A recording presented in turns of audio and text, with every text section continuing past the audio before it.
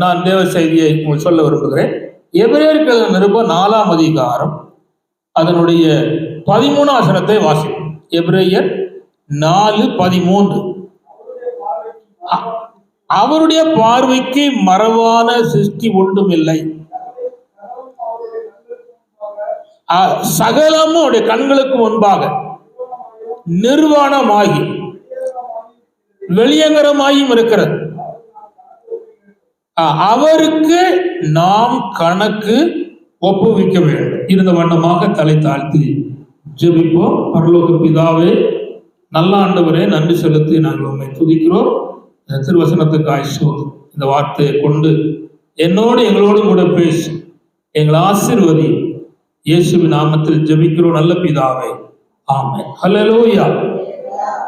கவனிங்கள், நான் இன்னைக்கு சொல்ல போற செய்தியினுடைய தலைப்பு என்னன்னா, அவருக்கு கணக்கு ஒப்புவிக்கணும். நானானாலும் சரி, நீங்கள் யாரா இருந்தாலும் சரி, பிள்ளைகளா இருக்கலாம். ஜான் கவனி, இந்த பக்கம் தள்ளி உட்காருமா. கவனிங்களா, அவன் பக்கத்துல உட்காந்தா நீ கெட்டு போயிருவ. அது பார்த்துக்கா. ரைட், போட்டோம். கவனிகள், கவனிகள், நீங்க கவனிங்க. இங்க சொல்லப்பட்ட வார்த்தை ரொம்ப அழகான வார்த்தை. அவருடைய பார்வைக்கு மறைவான சிருஷ்டி ஒன்றும் இல்லை. ஃபர்ஸ்ட், அதாவது தேவன் பார்க்கிற பார்வைக்கு எதையும் மறைக்க முடியாது. அது பகலா இருந்தாலும் தெரியுதான், இரவா இருந்தாலும் தெரியுதான், இருளா இருந்தாலும் தெரியுதான், யாருமே பார்க்கல அப்படின்னு சொல்லுற இடமா இருந்தாலும் தெரியுதான், அவருடைய கண்ணுக்கு மறைவான ஒன்றுமே இல்லை. இப்ப இந்த வருஷம் ஆரம்பத்துல இருந்து இந்த நாள் வரையிலும் நீங்க நடந்த, பேசின, செய்த, இருட்டிலையோ வெளிச்சத்திலேயோ அல்லது பகியங்கரமாகவோ பேசின, செய்த, நடந்த எல்லாவற்றையும் அவர் பார்த்திருக்கிறார். தப்பா நடந்தா இன்னைக்கு மன்னிப்பு கட்டணும், தவறா பேசினா என்னை மன்னிப்பு கட்டணும். இந்த பழைய சோத்தை, இந்த கெட்டு சோத்தை, இந்த புளிய தரைய தூக்கிக்கிட்டு 2024 போகக்கூடாது. போனா என்ன நடக்கும் அப்படின்னா, உங்களுக்கு தர வேண்டிய ஆசீர்வாதத்தை நீங்களே காலால மிதிச்சு தள்ளுறிய. எனக்கு அது வேண்டாம், என் பழைய வாழ்க்கை எனக்கு போதும், ஆண்டவரே நீ வச்சிருக்க ஆசீர்வாதம் வேண்டாம் தள்ளுறிய. இப்ப சொல்லிட்டாரு. இப்போ இங்க ரெண்டு பேருடைய பிள்ளைகளுக்கு குழந்தை இல்லை. நான் அவங்கள ஜெபம் பண்ணிக்கிட்டு இருக்கிறேன். அந்த பிள்ளைகளுக்கு அடுத்த வருஷம் குழந்தை கொடுப்பதா இருப்பான்னு வச்சிருக்கலாம் சித்தம். நாங்க ஜெபம் பண்ணிட்டு இருக்கிறோம். ஒரு வருஷத்துக்கு மேல ஜெபம் பண்ணி அழுதாச்சு, உபாசம் பண்ணியாச்சு. ஆண்டவரே குழந்தைய கொடுன்னு சொல்லியாச்சு. கர்த்தர் குழந்தைய கொடுப்பார். ஆனா நீங்க வந்திருக்கிறவங்க திருந்தாம இருந்தா கொடுக்க முடியாது. அதான் சொல்றேன். இது போல உங்களுடைய ஒவ்வொருடைய ஆசீர்வாதம் இருக்கு. அப்ப என்ன செய்யணும்? நம்ம போக்க மாற்றி, நம்ம நடைய மாற்றி, நம்ம பேச்ச மாற்றி, ஆண்டவர் பார்க்கிறார் என்கிற பயத்தோடு நடக்கணும். சொல்லிதான் சொன்னா புரியும். யோசேப்பு கர்த்தருடைய பார்வைக்கு பிரியமா நடந்தான். அவன் இருந்த வீட்டுல பாவம் செய்ய அந்த அம்மா டெய்லி கூப்பிடுதான். முடியாது முடியாது முடியாது சொல்லிட்டு இருக்கான். ஒரு நாள் அவன் வீட்டுக்கு உள்ள போய் வேலை செய்ய வேண்டியிருந்துச்சு. சில பாசமார் கேட்பாங்க, அவன் அங்க போறான், அங்க போவான், எங்க போவான்? குருட்டு பாசமா நிறைய இருக்கான். அங்க அவனுக்கு வேலையே அங்கதான். அங்க போறான். பரிசுத்தவான்னா யாரு சொல்லித்தார? அதுக்காக சொல்லித்தார. அவனுங்க அவங்க போனா அவன் சந்தர்ப்பத்தை பார்த்து புள்ள துணிய புடுங்கிக்கிட்டான். துணிய அவுத்து விட்டுட்டு ஓடிட்டான். அவன் என்ன சொன்னான் தெரியுமா? கர்த்தர் என்னை பார்க்கிறான் அப்படின்னு சொல்லிட்டு போறான். ஆனா செய்யாத குற்றத்திற்கு தண்டனை அனுபவிச்சான். பரலோகம் பார்த்துக்கிட்டே இருந்து அவன் இந்த தேசத்துல மேன்மையான இடத்துல கர்த்தர் உயர்த்தினார். நான் திரும்ப சொல்லுகிறேன், சில வேளையில ஊரா, சொந்த ஜனம், சொந்த விசுவாசி, சொந்த குடும்பம் உங்களை வெறுத்து தனியா விடுவாங்க, தனிமைப்படுத்தப்படுவீங்க. அப்போ நீங்க பயப்படக்கூடாது. நீங்க தனிமைப்படுத்தப்படும் போது அடுத்தது கர்த்தர் உயர்த்த போறாருக்கு அடையாளமே அதுதான். அதான் அடையாளம். நீங்க தனிமைப்படுத்தப்படும் போது கர்த்தர் உங்களை உயர்த்த போறதுக்கு அடையாளம். அல்லேலூயா. வனாந்தரத்திலே யோவான் ஸ்நாபகன் தனிமையா இருந்தான். பத்ம தீவிலே யோவான் அப்போஸ்தலன் யோவான் தனிமையா இருந்தான். யோசேப்பு சிறைச்சாலையிலே தனிமையா இருந்தான். இவருடைய வாழ்க்கையை பாருங்க, பெரிய இடமாய் கர்த்தர் மாத்திருக்கிறார். அப்புறம் திரும்ப சொல்றாரு, சில ஆசீர்வாதம் தாமதமா வரும். ஒருவேளை ஜெபம் பண்ணோன்னு சிலருக்கு கிடைச்சிருக்கலாம், சிலருக்கு தாமதமா வரும். நீங்க இந்த ரொம்ப வருஷம் கழிச்சு பிறந்த பிள்ளைகளை நீங்க பாருங்க. நீங்க வசனத்துல ரொம்ப கழிச்சு பின்தங்கி பிறந்த பிள்ளைகளை பாருங்க. நான் சொல்றேன், ரொம்ப நாள் கழிச்சு பிறந்த பையன் தான் யோசேப்பு. எங்க வந்தான்? ராஜா. குட். சரி, சகேரி எலிசபெத்துக்கு ரொம்ப நாள் கழிச்சா ஒருத்தன் பிறந்தான். எங்க வந்தான்? இயேசு கிறிஸ்துவுக்கு ஞானஸ்நானம் கொடுக்கறா வந்தான். உங்களுக்கு புரியுதா? அப்போ பிந்தி பிறக்கிறது வல்லமை உள்ளது. தாமதமாய் வருகிற ஆசீர்வாதம் உயர்ந்து இருக்கும். நல்லா கவனிச்சாங்க. சில காரியம் ஜோமணியாச்சு, அழுதாச்சு, காரியம் கைகூடி வரலையே, ஐயோ ஐயோ அப்படின்னு சத்தம் போடுறப்பா. ஆனா நடக்க என்னன்னா, அதுக்கு ஒரு ஆசீர்வாதத்தை கத்தரிச்சிருக்காரு, வச்சிருக்கிறார். அல்லேலூயா. சரி, இப்ப கவனிச்சாங்க. எல்லாம் அவர் பார்வைக்கு நான் கவனி, எல்லாம் அவர் பார்வைக்கு மறைவானது ஒன்றுமே இல்லை, ஒண்ணுமே இல்லை.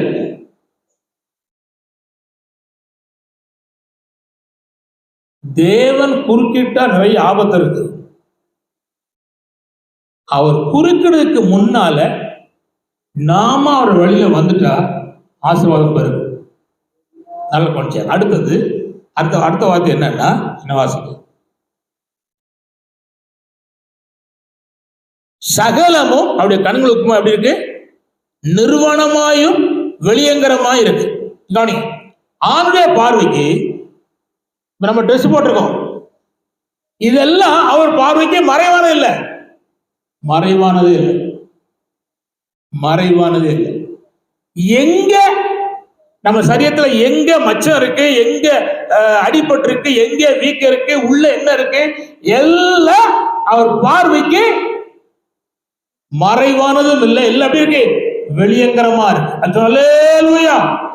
நெஞ்சு வலிக்கு அவருக்கு தெரியும், முட்டு வலிக்க தெரியும், கையில ஊர்ல இருக்கு தெரியும், உட்கார முடியல இருக்கிற தெரியும், படுத்தா தூக்கம் வர்றது அவருக்கு தெரியும், நின்ற நிலையில உட்கார்ந்து தெரியும், அழுது கொண்டிருக்க எல்லாம் தெரியும், எல்லாம் தெரியும், எல்லாம் தெரியும். அதனால சொல்றாரு, இப்படி இருப்பதனால நாம் அவருக்கு கணக்கு சொல்லுங்க ஒப்புவிக்கலாம். நான் ஒவ்வொருவரும் கணக்கு ஒப்பு. இப்ப நான் வேகமா சில சம்பவம் சொல்வேன், நீங்க புரிஞ்சுக்கணும். ஒரு வருஷத்துக்கு எத்தனை நாள்? 365. அட அப்பா, கணக்குவா சொல்லுங்க, ரொம்ப பயப்படமா இருக்க வழங்குதா? 365 நாள். அவனுங்க ஒரு வருஷத்துக்கு எத்தனை மணி நேரம்? 8760 மணி நேரம். சரி, ஒரு வருஷத்துக்கு எத்தனை நிமிடம்?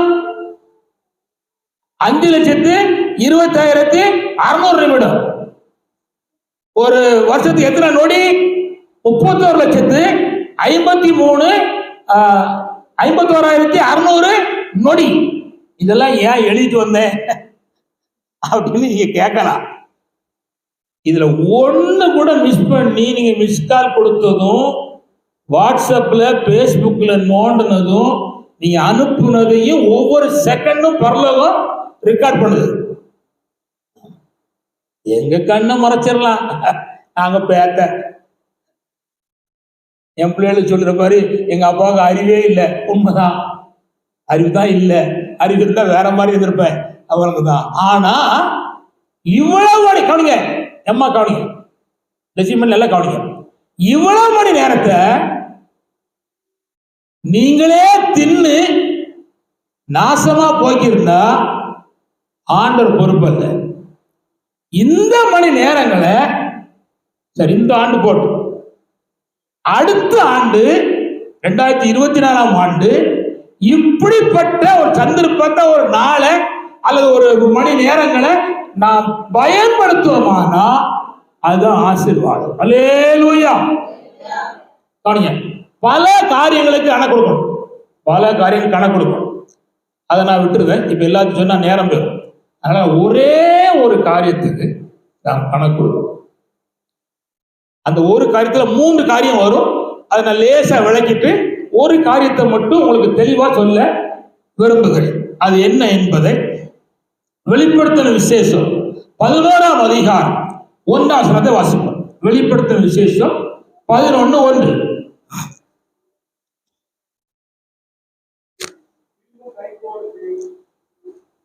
வெளிப்படுத்தின விசேஷம் 11:1.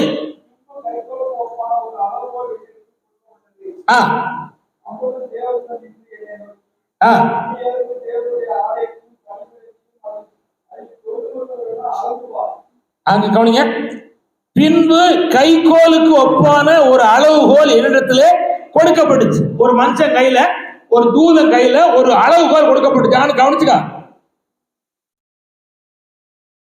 ஒரு அளவுகோல் கொடுக்கப்பட்டுச்சு. எதுக்கு அப்படின்னா அங்க 3 காரியத்தை அளக்கணும். சொல்லுகிறா, என்னிடத்துல கொடுக்கப்பட்டது. அப்பொழுது தேவ தூதன் நின்று என்னை நோக்கி, நீ எழுந்து. அப்பனா உட்கார்ந்துட்டு இருக்கான். யாரு? தேவ தூதன் உட்கார்ந்துட்டு இருக்கான். நீ எழுந்து தேவனுடைய ஆலயத்தையும் பலிபீடத்தையும் அதிலே தொழுது கொள்ளுகிறவளை எனக்கு அளந்து பார். அளந்து பார். மெஷர்மென்ட். அளந்து பார். ஒழுங்கா ஜோம் பண்ணானா? அவனுடைய ஆலயம் சரியா இருந்தா, அவனுடைய பலிபீடம் சரியா இருந்தா அப்படின்னு பார்க்க சொல்லுது. சார், நான் இப்ப இதுல 2 காரியத்தை விளக்கம் வைக்கிறேன். ஒண்ணு, தேவனுடைய ஆலயம். என்னது ஆலயம்? தேவனுடைய ஆலயம் என்பது என்ன அப்படின்னா, புதிய ஏற்பாட்டுல நீங்களே தேவனுடைய ஆலயம், நம்முடைய ஆலயம். இது எப்படி இருந்துச்சு அப்படின்னு அளந்து பாருங்கிறார். இப்ப இங்க நல்லா இருக்கு. இப்போ நீங்க எல்லாரும் பார்த்தா அந்த முதல் செய்தியிலேயே, முதல் பகுதியிலேயே ஓரளவு கிளியர் ஆயிடுச்சு. விளக்குதா? இப்போ நீ எல்லாரும் பார்த்தா ஏசு நேரம் வந்தா வரலாம் போயிடலாம் அப்படி இருக்கிய.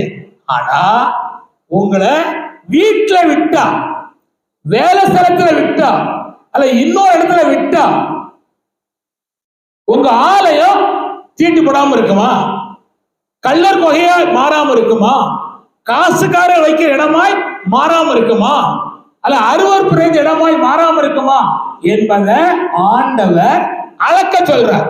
இந்த ஒரு வருஷம் வந்திருக்கிற உங்களுடைய இருதயத்துல என்னெல்லாம் வந்துச்சு அப்படின்னு எனக்கு ஆண்டவர் அளக்க சொல்றார். சரி, அப்புறம் என்னன்னா பலிபீடம். என்னது? இது பாருங்க, இது பலிபீடம் இல்லை, இது பிரசங்க பீடம். என்னது? பிரசங்க பீடம். பலிபீடம் என்றால் என்ன? அப்படிங்க, பலி செலுத்துற இடம் தான் பலிபீடம். குட். ரத்த சிந்தப்படுற இடம் தான் பலிபீடம். ரைட். இப்ப கவனிங்க, இயேசுநாதர் ஒரு இடத்துல அவருடைய வேர்வை ரத்த துளியாக கீழே விழும்படி ஜெபம் பண்ணார். அது எந்த இடம்? குட். கெத்செமனே இடம். குட்.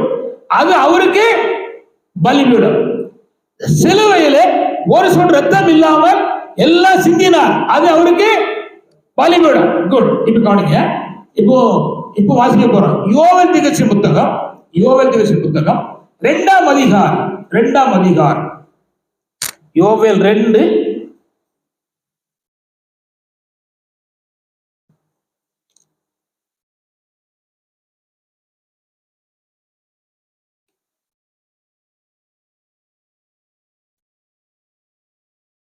2ஆம் அதிகாரம், கர்த்தர் ஸ்தோத்திரம், 17ஆம் வசனம். 17.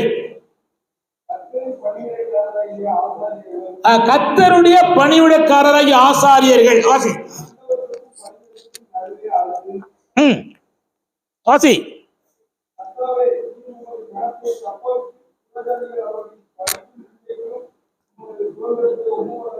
சரி, இங்க சொல்லப்படுகிறது, கர்த்தரின் பணிவிடைக்காரராகிய ஆசாரியர்கள் மண்டபத்துக்கும் பலிபீடத்துக்கு நடுவே இங்க ஒரு சம்பவம் நடக்கு. என்ன பண்றாங்கன்னா, பலிபீடத்துல உட்கார்ந்து அழுதாங்க. என்ன செய்யறாங்க? அழுதாங்க. எதுக்கு அழுதாங்கன்னா, ஆண்டுடைய பிள்ளைகள் பிரஜை நடுவில் நிந்தையா இருக்கிறான். நிந்தையானா கஷ்டப்படுதான், ஆசீர்வாதம் இல்ல, முன்னேற்றம் இல்ல, மகிழ்ச்சி இல்ல, சுகம் இல்ல, தேவை சந்திக்கப்படல, எல்லாம் அதாவது ஒண்ணும் இல்லாம அழிக்கப்பட்டு கிடக்கு. அப்ப இத நினைச்சு அழுதாங்க. அப்ப இந்த பலிபீடம் என்ன பலிபீடம்? அழுகையில் பலிபீடம். முன்னால ஊர்ல ஆள் செத்தா ஆட்கள் போய் அழுவாங்க. இப்போ அதுக்கு துட்டு கொடுத்து அது ஒரு 4 பேர் வர சொல்லி அவங்க நையாணி பண்ணி குடிச்சுக்கிட்டு அந்த ஆள் பிறட்டவில்லை குடும்பத்துக்கு சொல்லி அழுதான். என்ன அழகு கோமாளி உலகம் ஆகிட்டு பாருங்க. ஒண்ணு நீ அழு, இல்லைன்னா போ. பாருங்க, ஒருத்தருடைய துக்க வீட்டை அதை விட துக்கமா மாத்துறான். வெளியிருந்து கேட்கிறவனுக்கு வெக்கமா இருக்கு. அந்த வீட்டுல இருக்கவே, அந்த ஊர்ல இருக்கவே மனுஷனா அது வேற என்ன ஜென்மமானு பார்க்க வேண்டிய இருக்கு. உனக்கு பாசம் இருந்தா அழுவாரு, வருமானம் பாருங்கடா அழுவுறாரு. விஜயகாந்த, எனக்கு விஜயகாந்துக்கு சம்பந்தம் கிடையாது. சென்னையில அடக்கம் பண்ண போறாங்க. ஆனா அந்த மனுஷன் இயேசுநாதரை பத்தி நிறைய பேசியிருக்கான். ரட்சிக்கப்படலை, அது வேற விஷயம். அவங்கதா அப்படின்னா அந்த ஆளுக்கு ஓரளவு சுத்தமான ஆள். ஓரளவு ஜெயலலிதா காட்டிலையும், எம்ஜிஆரை காட்டிலையும், கலைஞரை காட்டிலையும், அதுக்கு முன்னால் இருந்த பெருந்தலைவரை காட்டிலும் அந்த ஆள் ஒரு நல்ல மனுஷன். சொத்தை வித்து தன்னுடைய ஒவ்வொரு காரியத்தை வித்து கட்சிக்காக, ஏழை ஜனங்களுக்காக செய்தான். அப்போ அந்த இடத்துல ஒரு ஆள் அழுதார். அவன் செய்த நன்மையை நினைச்சு அழுதான். அதை கண்ட உடனே யூடியூப்ல நான் பார்த்தேன். நான் அழுத வீட்டுல இருக்கு, எனக்கு அவன் என்ன பண்ணோம்? நீ கேட்கலாம், என்ன பார்த்த இவனுக்கா நீ அழுதேன்னு சொல்லி. அவன் தான தர்மம் பண்ணிருக்கான், ஏழைக்கு இறங்கி இருக்கான், கண்ணு தெரியாதவனுக்கு இறங்கி இருக்கான், ஒரு பசி பட்டின்னா இறங்கி இருக்கான். நான் எம்ஜிஆர் உயிரோட காலத்துல வேலைக்காக அவரை நேரடியா 3 முறை பார்த்தேன். குடல் வள்ளலாம், ஒரு வள்ளல் கிடையாது. என்ன நேரடியா பார்த்து எனக்கு வேலை தராது இருந்த மனுஷன் உலகத்தில் உண்டான அந்த ஆள் தான். இங்க யாராவது இருந்தா என்ன வட்டுப்பட்டுறாங்க, ஒரு வள்ளலும் கிடையாது. ஆமா, கத்திரிச்சு வந்துடும் ஓட்டு. இந்த ஆள் இறங்கியிருக்கான். அவனை அழுது. இப்ப என்ன சொல்றாருன்னா, இந்த வருஷம் உன் பிள்ளை, உன் குடும்பம், உன் சூழ்நிலை இவ்வளவு மோசமா இருக்கு. இதை பார்த்துக்கிட்டு நீ சிரிச்சுக்கிட்டு, டிவியை பார்த்துக்கிட்டு, ஊர் கதை பேசிக்கிட்டு, அங்கிங்கி நடந்துகிட்டு இருந்தேன்னா ஒரு பிரயோஜனம் இல்ல. என் பிள்ளை எப்படி இருக்கு, என் குடும்பம் எப்படி இருக்கு, என் கோத்திரம் எப்படி இருக்கு, நான் எப்படி இருக்கிறேன் அப்படின்னு சொல்லி உட்கார்ந்து அழுதுட்டு போற. அத கத்தர் அளந்து அடுத்த வருஷம் அவரை கூட்டி கொடுப்பா. அதான் சொல்ல சொல்ற. அப்போ 2 சொல்லிட்டேன். ஒன்று இல்ல, முதல்ல ஆலயம், 2வது பலிபீடம். 2 அளந்து பார்த்தார். உங்க பிள்ளை எப்படி பார்த்தாங்க. 3வது சொல்ல ஒரு என்னன்னா, அது அங்க வாசிங்க, வெளிப்படுத்திய விசேஷம் 11:1 அதே தான், அதே வசனம் தான்.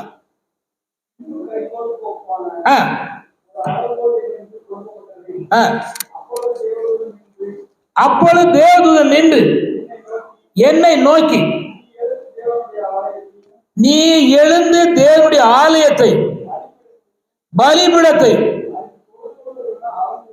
அதை தொழுது கொள்ள என்ன செய், அளந்து பார். இப்ப கவனிங்க, இந்த பாருங்க, இந்த இடம் தான் பிள்ளைகளுக்கு ஆசீர்வாதம் வர வேண்டிய இடம். ஜான் சொல்லித்தாரேன், தேவ சமூகத்தை அற்பமா எண்ணாத. ஜோசா சொல்லித்தாரேன், தேவ சமூகத்தை அற்பமா எண்ணாத. அங்க வந்திருக்க ஒவ்வொன்றும் சொல்லித்தாரேன். நீங்க இங்க இருக்கு வரையிலும் மிக கவனமா இவங்களை பாதுகாத்துக் கொள்ளணும். என்ன சொல்றாருன்னா, வாரால என்ன தொழுது கொள்றத அளந்து பார். கை தட்டுதானா, பாட்டு பாடுதானா, ஆராதிக்கானா, தெய்வத்தை தொழுது கொள்ளுகிறானா என்பதை அளந்து பார். சரி, இப்போ பழைய ஏற்பாட்டுல ஒரு சம்பவத்தில் விரும்புகிறேன். நானும் என் வீட்டாரும் போவென்றால் கர்த்தரை தான் சேவிப்பேன்னு யோசுவா சொன்னார். அது காரணம் என்னன்னா, தம்பி கவனி, இந்த யோசுவாவுடைய நாட்கள்ல ஆண்டவர் செய்த அடையாளம், அற்புதம், அதிசயம், பெரிய ரட்சிப்பு, அது அத்தனையும் அவன் கண்ணால கண்டான். அதை கவனிச்சாங்க, கண்ணால கண்டான். எதை? அற்புதத்தை, அதிசயத்தை, தேவன் நடத்தின காரியத்தை கண்ணால கண்டான். இவரை தவிர வேற ஒரு தேவன் இல்லை அப்படிங்கிற கண்டனால உறுதியா வந்துட்டான். என்ன உறுதி வந்தா? நானும் என் வீட்டாரும் வந்தால் கர்த்தரையே, தம்பி கவனி, நானும் என் வீட்டாரும் வந்தால் இல்ல கர்த்தரையே சேவிப்போம். கர்த்தரையே சேவிப்போம் அப்படின்னா ஏன் சொன்னா?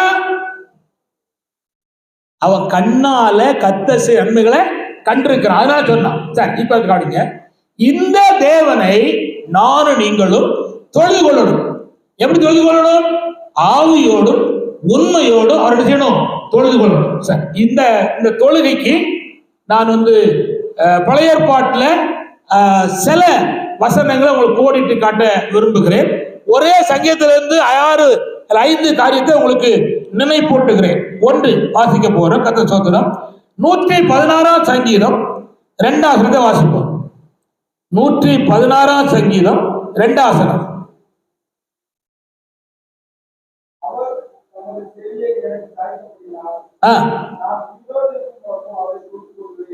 கவனிங்க, நான் உயிரோடு இருக்க மட்டும் நான் அவரை தொழுது கொள்ளுவேன். கவனிங்க, இந்த உயிரோடு இருந்தால்தான் கர்த்தரை தொழுது கொள்ள முடியும். கவனிச்சாங்க, சில ஆளு இங்க வந்தாலும் உயிரோடு இருக்காது. புரியலையா? புரியல. ரத்தம், அதாவது அதுல சொல்லுது, இடையில ஒரு வேலை நடக்கும். என்ன வேலை? மேல ஃபேன் காற்று, பார்க்க குளுமையா இருக்கு, சரீரத்தினுடைய காய்ப்பு, வேலை பழு, அதனால கண்ணு மேல் நோக்கி போகும். நடக்குதா? மேல் நோக்கி போனாலே ஆபத்து. நடக்குதா? கீழ் நோக்கி வந்தா ஆபத்து இல்லை, மேல் நோக்கி போகும். கண்ணு சொரைட்டு போயிடும். அசந்து நான் பார்ப்பேன், சில ஆட்கள்லாம் நல்ல இஷ்டம் தூங்கிடுவாங்க. ஆமா, என் பிரசங்கத்தை கேட்டு ஒரு ஆள் தூங்குதுன்னா அந்த உலகமே தாங்குது. ஆமா, கத்துக்கு சுதந்திரம் ஆனால் தூங்குதா? அப்ப நான் நினைப்பேன், அவன் சுதந்திரம் அவன் தூங்கி போற, நமக்கு என்ன? அதுக்கு பிரச்சனை கிடையாது. அது வாட்டில் அவங்க விருப்பம் போயிட்டு போறாங்க, நான் விட்டுருவேன். நான் ரொம்ப கஷ்டப்பட மாட்டேன். ஏன்னா பல ஆண்டு காலம் கடந்து வருவதனால எனக்கு அது பெருசா தோண்டாது. சொல்லேலூயா, சரி விடுங்க, அது காரியம் போட்டோம், தூங்கிடுறாங்க. ஆனா அவன் சொல்லுறா, நான் உயிரோடு இருக்கிற நாள் மட்டும். அப்படின்னா என்ன அர்த்தம்? செத்தவன் துதிக்க மாட்டான், செத்தவன் கை தட்ட மாட்டான், செத்தவன் வாய் திறக்க மாட்டான், செத்தவன் செயல்பட மாட்டான். உயிரோடு இருக்கிற அர்த்தம் என்ன? ஆவிக்குரிய ஜீவத்துல ஜீவனோடு இருக்கிறவன் தான் உயிரோடு இருக்கிற அர்த்தம். அவன் துதிப்பான், கை தட்டுவான், பாட்டு பாடுவான், ஆராதிப்பான். அத ஆண்டு சொல்ற, அளந்து பாடுற. நாங்க இன்னைக்கு கீழே உட்காந்து ஆராய்ச்சிட்டு இருக்கும்போது எனக்கும் கொஞ்சம் ஜானுக்கு கொஞ்சம் பிரச்சனை வந்துச்சு. அது சொன்னா, நீங்க நான் 3-4 மீட்டிங் எனக்கு நான் திண்டுக்கல் போயிடுவேன். அது சொல்லலாம், நான் ஞானசானம் நீங்க திண்டுக்கல் போயிட்டு போட்டு எடுப்பேன் அப்படின்னு. நேற்று எடுக்க வேண்டிய ஞானசானம், இன்னைக்கு எடுக்க வேண்டிய ஞானசானம். அப்போ நான் சொன்னேன், 2ஆம் தேதி உனக்கு ஞானசானம் கொடுத்துட்டு நான் இங்க ஆறாம் எடுத்துருந்தேன், இல்லை நாளைக்கு ஒன்று ஞானசானம் கொடுத்து ஆறாம் எடுத்துருவேன்னு சொன்னேன். அப்போ அவன் முடியாது அப்படின்னு அவன் அசால்ட்டா தள்ளுதான். தள்ளுறது என்ன இல்லை, தேவ ஆலோசனையே தள்ளுதான். அதை நான் அவனுக்கு பெற சொன்னா அவனுக்கு மனசு பாரமாகும். ஏன் சொல்றேன், எதுக்கு சொல்றேன் அப்படின்னா, நான் அவனுக்கு ஒரு பொண்ணை பார்த்தாச்சு. பையன் ஞானசானம் எடுத்திருக்கானா அப்படின்னு கேட்டா ஆமா நான் சொல்லணும். அடுத்தது சர்டிஃபிகேட் கேட்பாங்க, சும்மாலாம் தரமாட்டான் பொண்ணு. ஞானசானம் எடுத்து சர்டிஃபிகேட் வச்சணும், கொடுக்கணும், அப்படின்னா ஒவ்வொரு கையெழுத்து வரும். பொண்ணை பார்த்தாச்சு, பொண்ணை பிடிச்சுன்னு வச்சுக்கோங்களேன், ஞானசானம் வரல அப்படின்னு என்ன அர்த்தம்? எவன் பொண்ணு கேட்க முடியும்? கஷ்டம், விளங்குதா? பாவ மன்னிப்பு நிச்சயத்தை ஞானசானம் எடுக்கிறோம், ஆனா சூழ்நிலை மாறுது. சரி, அதனால நம்ம சொல்றோம். அவன் தட்டிட்டே போறான். நான் ஆண்டவரை சொல்லி உட்கார்ந்துட்டேன். ஆண்டவரே, என்னால் என்ன முடியுமோ நான் பிடிக்க, இதுக்கு மேல என்னால முடியாது அப்பான்னு அழுத்து உட்காந்துட்டேன். அக்கா, எங்க ஆராதனையில இடையில ஒழுங்கு இல்லை. புரியுதா புரியலையா? நான் எதுக்கு இவ்வளவு அபாண்டமா சொல்றோம்னா, இடையில எங்க ஜான் வந்துட்டா நான் சண்டை போட்டுட்டேன். எங்க ஆராதனை கொஞ்சம் ஸ்தம்பித்து அதுக்கப்புறம் என்ன ஆராதனை சண்டை நடக்கு அப்படின்னா அவன் ஒழுங்குபடுத்துறான். அவன் பெரிய பிரச்சனை ஆயிட்டான். அவர் ஒழுங்குபடுத்துறான், சரி பண்ணி அதுக்கப்புறம் ஆராதனை யார முடிச்சு வெளியே வந்து வச்சுக்காங்களேன். அப்ப நான் இன்னைக்கு மனசுல சொல்லுது, என்ன டேனியல், உன் ஆராதனையிலே சில பலவீனம் இருக்க, என்ன தொழுது கொண்ட காரியத்துல சரியில்லையே அப்படின்னு என் உள்ளத்துல சொல்லுது. இதை போலதான் உங்களுடைய ஒவ்வொரு ஆராதனையும் பரலோகம் அளந்து பார்க்கும். அது சரியா இருந்தா நன்மை டக்குன்னு வந்துடும். மேல அங்க கைத்து போட்டு ஆராதனை கிளியர் போட்டா மேல சைமன் ஆண்டவர் நன்மை தேடி வீட்டுக்கு வந்துடும். ஆராதனை சரியில்லை. ஒரு வருஷத்துக்கு எத்தனை வாரம் அப்படின்னா அத்தனை வாரம் வந்தது காரியம் இல்லை. எப்படி ஆராய்ச்சோம், துதிச்சோமா, சோத்திரம் பண்ணோமா, உண்மையா நன்றி சொன்னோமா, அழுதோமா, ஆண்டவரே அப்படி சொன்னோமா அப்படின்னா இந்த மனுஷன் சொல்லுதான், நான் உயிரோடு இருக்க மட்டும் உண்மையை தொழுது கொள்ளுவேன் அப்படிங்க. எதுக்காக தொழுது கொள்ளாமன்னா, அவன் கஷ்டத்துல, பாடுகளில, வேதனையில அவன் ஜோம் பண்ணான். அப்பொழுது கத்த ஆண்ட செவி சாய்த்து கேட்டார். அதனால கத்தரை தொழுது கொள்ளுங்க. சில நேரத்துல ஜோசுவா அப்படிமே உயிரோடு தான் இருக்கார், அழகா தான் இருப்பார். அடுத்த ரூம்ல அவன் ரூம்ல இருப்பார். 10 முறை கூப்பிட்ட இஸ்ரேல் பாஸ்டர் வீட்டுல 6 பிள்ளைகள். அதுல ஒருத்தன் எனக்கு ரொம்ப பிடிச்சவன். அவன் மதர்ல இருக்கான். நம்ம லூதர் கிங், அவன் பையனுடையக்காரன். கூப்பிட்டா வருவான். லூதர் தண்ணி கொண்டு வாடா அப்படிம்பேன். மாமா இப்போ வந்துருந்தேன் அப்படிமா. 1 மணி நேரம் கழிச்சா வர மாட்டான். சொல்லி எப்படி இப்போ வந்துருந்தேன். அப்புறம் ஒரு 10 நிமிஷம் கழிச்சுக்கிட்டு லூதர் மாமா வந்துடுறேன் அப்படிமா. அவ்வளவுதான்.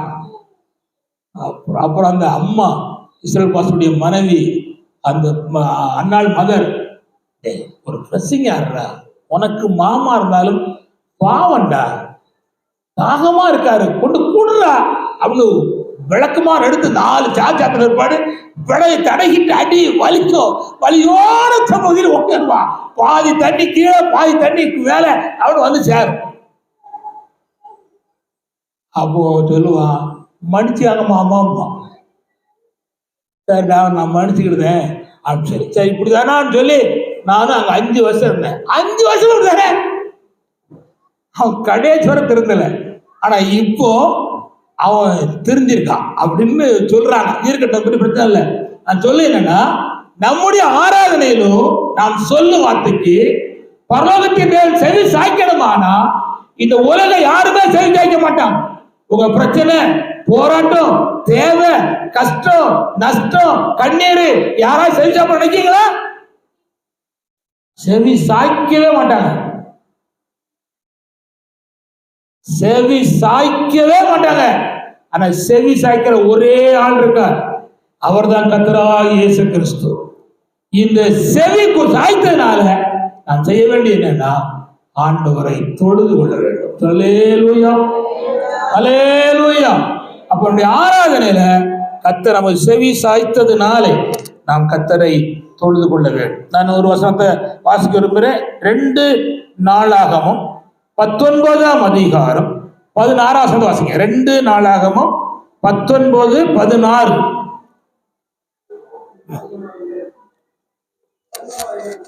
என்னப்பா?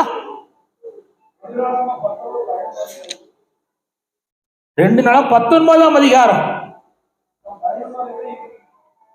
அப்படியா? அப்ப 2 ராஜாக்கள் 19, 16 பாருங்க. 2 ராஜாக்கள் 19, 16 வாசிங்க.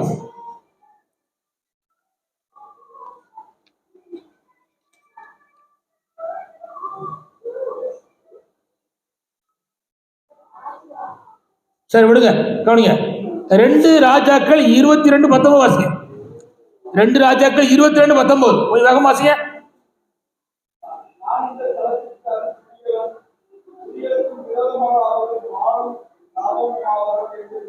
2 ராஜாக்கள் 22:19. வாசிங்க.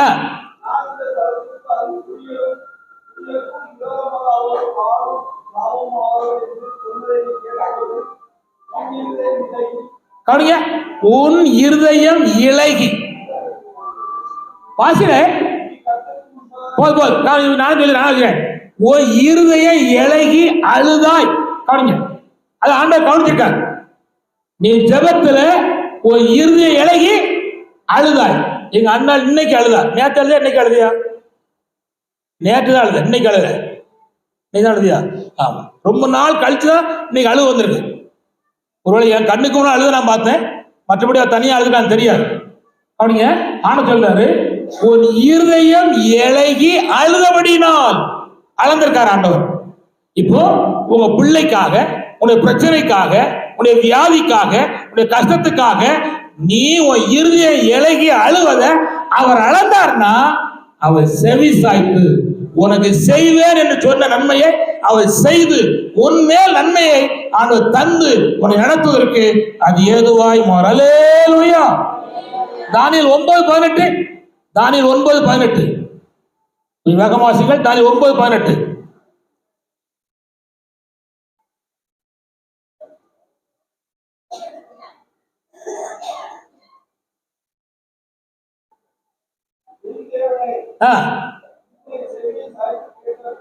சொல்றா, என் தேவனே உன் செவியை சாய்த்து கேட்டார். வாசி.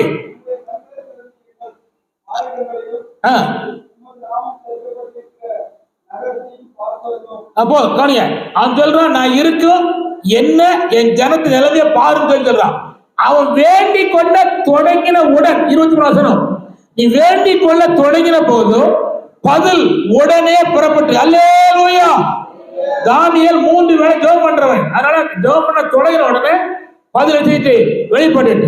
இப்போ கவனிங்க, அப்போ செவி சாய்த்து தேவன் கேட்டதுனால நாம் அவரை தொழுது கொள்ள வேண்டும். அல்லேலூயா. அல்லேலூயா. இந்த ஒரு வருஷமும் என்னென்ன காரியங்களுக்காக நாம் ஜெபம் பண்ணமோ அதை கர்த்தர் செவி சாய்த்து கேட்டிருக்கிறார். அல்லேலூயா. கேட்டிருக்கிறார், நிச்சயம் கேட்டிருக்கிறார். அதனால அவரை நீங்கள் ஆராதிக்கணும். 2வது பாயிண்ட் நான் சொல்றேன் வேகமா. 2-3 பாயிண்ட் இருக்கு, வேகமா சொல்லியிருந்தேன். 2வது பாயிண்ட் என்னன்னா 116 சங்கீதம் 4 116:4. சங்கீதம் 116:4.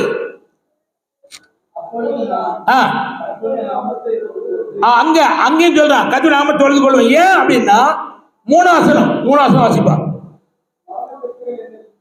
அதனால வசித்தேன், மரண கட்டுகள் சூழ்ந்து கொண்டது, பாதாளத்தின் இருள் பிடித்தது, இக்கட்டும் சஞ்சலமும் அடைந்தான். இப்பொழுது ஆண்டவர் நோக்கி ஜெபிக்கிறான், கர்த்தர் விடுதலை கொடுத்தார். ஆதலால் கர்த்தரை அவன் உண்மையாய் தொழுது கொண்டார். அல்லேலூயா. முதல்ல செவி சாய்த்தார், ஆதலாய் தொழுது கொண்டார். இங்கே கர்த்தரை கூப்பிட்டா கர்த்தர் மரண பள்ளத்தாக்கில் இருந்தும் பாதாள கட்டில இருந்தும் விடுவித்தார். அல்லேலூயா. இங்க விடுதலை கொடுத்ததுனால கர்த்தரை தொழுது கொண்டார். அல்லேலூயா. பலவிதமான காரியம் இருக்கு. 106 சங்கீதம் 43 கிடைக்கிறது. அநேக நேரம், ஒரு நேரம் இல்ல. வாசிங்க 106:43 சங்கீதம் 106:43 வாசியாதா? எத்தனை நேரம்? சத்தமா சொல்லுங்க. அநேக நேரம். அநேக, எனக்கெல்லாம் இந்த வருஷத்துல ஒரு நாளைக்கு அநேக நேரம் விடுவிச்சுட்டேன். சில நைட்டு எல்லாம் என்னால தூங்க முடியாது, ரொம்ப சரீரத்துல பாடு இருக்கும். இது கவனிங்க, பேய் பிசாசெல்லாம் வைக்கல, பிசாசு அப்படின்னா போயிடும். அது அப்படின்னா சொல்லி பார்த்தா போக மாட்டேங்குது. வைத்த வலி இருக்கும்போது இயேசுவின் நாமத்துல போன்னு சொல்லுவேன், வைத்த வலி போக மாட்டேங்குது. அப்பதான் புரிஞ்சுக்கிட்டேன், இது யாரு வச்ச வைத்த வலி? கர்த்தரே, பேயெல்லாம் இல்ல, கத்தரே. நீங்க சில நேரத்துல கவனிச்சீங்கன்னா சிறையிருப்பு வைப்பது யாரு? கத்தரே வைப்பார். சரி சொல்லுங்களேன். இப்ப கவனிங்க, ராகேலுடைய கற்பத்தை அடைச்சது யாரு? கத்தர். அப்ப கருவறை சிறையிருப்பு. பேயிலும் கிடையாது, போகாது, அது அங்கதான் இருக்கும். வச்சது யாரு? கத்தர். இப்ப திரும்ப சொல்ல, யோசேப்பு சிறையில் வச்சது யாரு? கத்தர். எங்க போகும்? ஒவ்வொருவருக்கும் ஒவ்வொரு பிரச்சனைய ஆண்டவர் சிறையில் வைப்பார். சிறை பிடிப்பதே கத்தர். இப்ப பாருங்களேன், இந்த 10 வயது யோவானை கொண்டு தீவிர போட்டிருக்க யோவானை வச்சது யாரு? கத்தர். அப்ப ஆண்டவரே, என்ன ஆண்டவரே அப்படின்னு, என்ன ஆண்டவரே? அவர் தான் அங்கதான் வச்சிருக்காரு. ஒவ்வொருவரும் ஒரு சிறையிருப்பு. கவனிச்சுக்காங்க. ஏன் வைக்கிறாருன்னா, அவரை பாரு, அவரை கூப்பிடு, அவர்கிட்ட சொல்லு, அவருக்காக ஏங்கு அப்படின்னு சொல்லதான் வைக்கிறாரு. இப்ப நமக்கு சிறையிருப்பு வந்த உடனே தனிமை ஆயிரும், ஒத்தியெல்லாம் இருக்கும். நைட்டு அவன் தூங்குவான், அவன் அந்த ரூம்ல தூங்குவான், அண்ணாள் தூங்குவான் கட்டில படுத்து, அவ்வளவுதான். காலைல 6 மணி நான் பெல் அடிக்கணும், மணி 6 ஆயிட்டு சொன்னா எந்திப்பாங்க. ஆனா நான் கூவே கூவே கூவிடுக்கணும். எனக்கு ராக்காலம் தெரியும், பகல் காலம் தெரியும், இந்த ரோட்ல எத்தனை பைக்கு போறது தெரியும், இந்த ரோட்ல எத்தனை கார் போறது தெரியும், எல்லாரும் தெரியும். ஏன் விழிச்சிருக்கேன், உறங்காம தூங்காம உட்கார்ந்து இருக்கேன். நான் யாரு? காவல்காரன். குட், காவல்காரன். இந்த ஊருக்கு விசில் அடிக்கிறேன், அவன் காவல்காரன் இல்ல, நான் காவல்காரன். இந்த குடும்பத்தை பாதுகாத்துக் கொள்ளும், இந்த பிள்ளையை பாதுகாத்துக் கொள்ளும், இந்த பிள்ளையோட திருமண காரியம் நடத்தும், லட்சியம், இந்த ஊர்ல ஒரு தீமை வர நடந்து கொள்ளும் அப்படி சொல்லிக்கிட்டே இருக்கேன். ஆனா என்னைய பார்த்தா சில ஆட்கள் அற்பமா பார்த்து போகும், போல இருக்காரு அப்படின்னு போனா வாய்ப்பு வரப்படுத்த கிடையாது. ஏன் டியூட்டி என்ன? காவல்காரன். குட். இப்ப கவனிச்சா, இப்ப என்னன்னா, தேவனே சில வேளையில இக்கட்டுகள், நெருக்கடிகள், சூழ்நிலைகள் நம்ம சந்திக்கும். அப்ப என்ன செய்யணும்? உடனே டாக்டரை பார்த்து, ஸ்பெஷலிஸ்டை பார்த்து, அவனுடைய படத்தெல்லாம் கொடுத்துட்டு அந்த மாத்திரை வாங்கி போட்டுட்டே இருக்கிறோம். அப்படியா? இல்லை. ஏன் ஆண்டவரே வச்சு யோசுவாவுக்கு இந்த வலது கை அப்பப்போ வலிக்கு. ஏன்? ஓவர செல்லுண்டர். அது செல்ல கீழே வைக்கி, பைபிள கையில எடு அப்படின்னு சொல்றார். அவன் ஏன் சொல்லுதான், அந்த தடவணும், அங்க வைக்கணும், போகணும், அதெல்லாம் ஒண்ணும் போக வேண்டாம், ஒண்ணும் போக வேண்டாம். வாலிய பையன், உனக்கு ஏன் வலிக்கு? அப்ப ஏதோ ஒரு காரணம் இருக்கு, அந்த கையில ஏதோ பிரச்சனை இருக்கு, ஆண்டுட்டு சொல்லு, அது முறையீடு, கண்ணீர் வடி அப்படின்னு சொல்றாரு. இதான் சிறை இருப்பு. சரி, காமிச்சாங்க. கத்தர் சிறை வச்சா அப்பா ஜெபம் பண்ணாலும், அம்மா ஜெபம் பண்ணாலும், தாத்தா பாட்டி ஜெபம் பண்ணாலும் நடக்காது. அந்த ஆளு கர்த்தருடைய பார்வைக்கு செம்மையான செய்வதற்கு ஒப்பு கொடுத்து அறிக்கை செய்து விட்டு விட்டு ஆண்டவரே கூப்பிட்டா அடுத்த செகண்ட் நான் இருக்கேன், பயப்படாத అని சொல்லி நடத்துவார். அல்லேலூயா. அப்ப 2வது ஆராதனைக்கு விடுவித்ததுக்காக வேகமா சொல்லியிருந்தேன். 3வது வேகமா வாசிக்கிறோம். அதே 116 சங்கீதம் 13 வசனம் வாசிங்க, சீக்கிரம் வாசிங்க. 16, 13.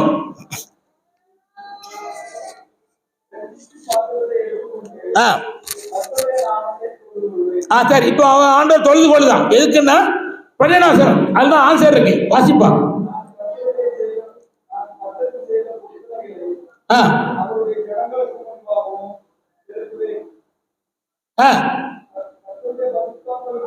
அட பாவமே. 12 வசனம், கர்த்தர் செய்த எல்லா உபகாரங்களுக்காக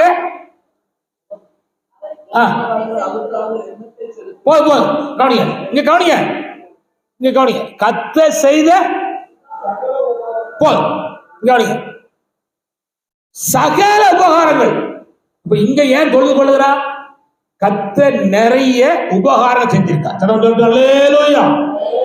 உபகாரம் செஞ்சிருக்கா, உபகாரம் உபகாரம் நன்மை செஞ்சிருக்கா, ஆசீர்வாதம் தந்திருக்கிறார் உங்களுக்கு. நீங்க அடுத்த செவ்வாய்க்கிழமை வரும்போது என்ன உபகாரம் செய்தா அப்படின்னு ஒரு சின்ன பேப்பர்ல எழுதி பாருங்க, உங்களுக்கு தெரியும். கத்த சொல்லுங்க. ஒரு உபகாரம் நிறைய செஞ்சிருக்காரு, அதுல ஏதாவது ஒண்ணு கத்த செய்த உபகாரம் ஏதாவது ஒன்று அதை நீங்க எண்ணி பார்த்தீங்கன்னா தொழுது கொள்ளுது. இப்ப இந்த 3வது இடம் இருக்கு, கத்த செய்த உபகாரங்களுக்காக கத்தரை செய்யறான், தொழுது கொள்கிறான். நான் 2-3 வசனத்தை ஒன்னே ஒண்ணு மட்டும் சொல்லி ஜெபம் பண்ண போறோம், கவனிங்கள். சுத்தமா அல்லேலூயா.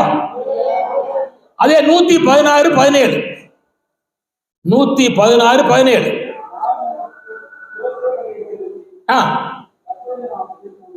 இங்க சொல்றான், நான் கர்த்தருக்கு ஸ்தோத்திர பலி செலுத்தி கர்த்தரை தொழுது கொள்வேன். எதனால?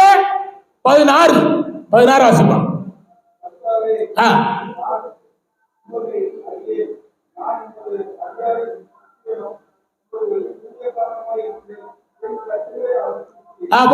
கவனிங்க, இவனை கட்டி வச்சிருந்தாங்க, 4 பேர் சேர்ந்து வச்சிருந்தான், கட்டி வச்சிருந்தான், அதை கர்த்தர் அவிழ்த்து விட்டார். அல்லேலூயா. அப்போ இதோட இன்னொரு 4 இருக்கு, 4 சொல்ல முடியாது, சமயம் போறதுனால நம்ம புது சாரணைக்கு அடுத்தால போக வேண்டியிருக்கு, அதனால நம்ம அதுக்குள்ள வர வேண்டியிருக்கு. அதனால நம்ம என்ன செய்யணும்னா இப்ப இதை நிறுத்த விரும்புறேன். 4 காரியம் சொல்லிருக்கேன். எதனால கர்த்தரை தொழுது கொண்டான்? 1, கர்த்தரத்தை ஜெபம் பண்ணா செவியை சாய்த்தார், அதனால தொழுது கொண்டார். 2,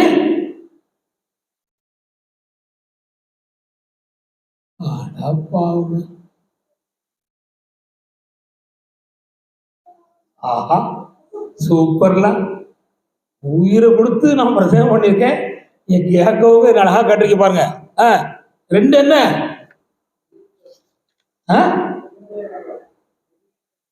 விடுவித்தார். குட், விடுவித்தார்.